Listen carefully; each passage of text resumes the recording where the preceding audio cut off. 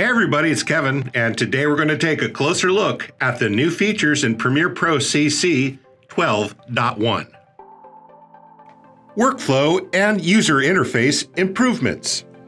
Auto ducking is a new audio feature that will speed up your workflow by creating ducking keyframes in your audio tracks automatically. Start by selecting the audio workspace, which brings up the Essential Sound panel to the right. Then select the clips in the music track. In the Essential Sound panel, under Ducking, assign the music track as the background signal by clicking the Duck Against button for dialogue, ambience, sound effects, music, or any sound. Adjust the sensitivity, reduce by, and fades options to fine-tune how the audio keyframes in the music react to other sounds on other tracks. Copy and paste sequence markers.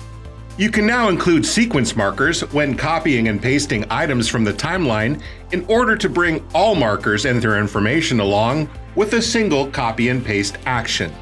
All marker information will be preserved, such as color, notes, duration, marker type, etc. A new setting, Copy Paste Include Sequence Markers, has been added to the Markers main menu. This setting is toggled off by default, so be sure to enable it from the menu if you want to use this feature. Preset support for dip to black and dip to white transitions. You can now make customized presets for dip to black and dip to white transitions, just like the standard dissolve transitions. Create and save your preset. Then, access it in the Effects panel's Presets folder. Learn Panel and Editing Basics Coachmark Tour. Beginners will appreciate the new Learn Panel and additional Coachmark tours. Try out tutorials designed to help you learn how to master Premiere Pro in the Learn Panel. You can engage this panel on first launch or afterward by selecting the workspace and then going through a set of tutorials viewable directly in the application with this specialized workspace. New Coachmark tours for editing basics, color basics, and exporting media are also available from the welcome screen at first launch. Engage the welcome screen from the Help menu. New Timecode Panel. There is now a new Timecode panel with a lot more features. Call it up by choosing Window Timecode.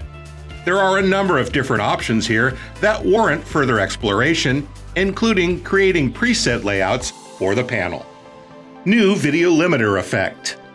A new video limiter effect gives you 4 different settings for simple video limiting. You can apply the effect from the Effects panel or when you export by enabling it in the Effects tab of the Export Settings dialog box. Improvements to VR video workflow. There are a few things worth mentioning in the 360 VR video space, and these are as follows. 360 video image navigation on the head-mounted display. Support for Windows Mixed Reality headsets. VR settings are now available from a menu next to other VR video options. An improved VR plane to sphere effect with higher quality rendering. I don't have an HMD to demo these features, unfortunately.